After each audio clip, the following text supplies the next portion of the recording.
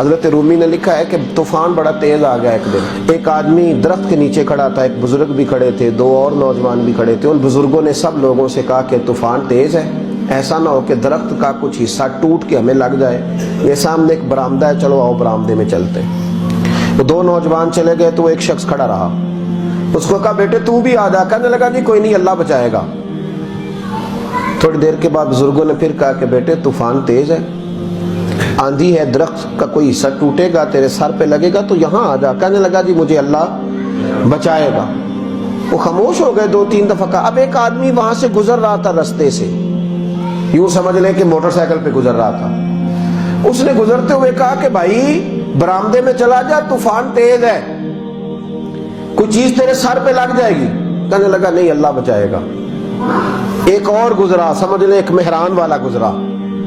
اس کو کوئی لالچ نہیں تھا, تعلق نہیں تھا. اس نے گاڑی کا شیشہ نیچے کیا اور اس کو پیار سے کہا کہ میاں میں پیچھے سے ہو کے آ رہا ہوں, وہاں میں نے کئی کھمبے گرے ہوئے دیکھے, تو اس طرح کر, تھوڑا اندر ہو جا, طوفان تیز ہے. اس نے کہا کہ مجھے اللہ بچائے گا. ایک تیسرا آیا, سمجھ لیں بڑی کار والا آیا.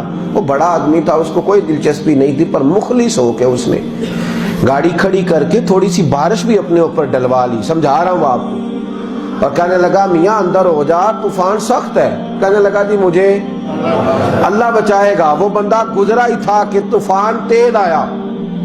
ایک اتنا بڑا درخت کا حصہ, ایک موٹی ٹہنی, تنا اتنا موٹا, اوپر سے زور سے گرا, اور جب اس کے پیچھے لگا سر کے تو دھڑام سے زمین پہ گرا, سر پھٹ گیا, روح پرواز کر گئی. وہ جو دو نوجوان کھڑے تھے نا بابا جی کے پاس, وہ کہنے لگے حضرت صاحب ہمیں ایک مسئلہ سمجھائیں کہ اس بندے کا توکل اتنا مضبوط تھا کہ جس نے بھی اس کو کہا, اس نے کہا مجھے اللہ بچائے گا. جس نے بھی کہا تو گزر جا, تو اس نے کہا کہ مجھے اللہ, تو چاہیے تو یہ تھا نا کہ رب اسے بچاتا, تو یہ تو مر گیا ہے.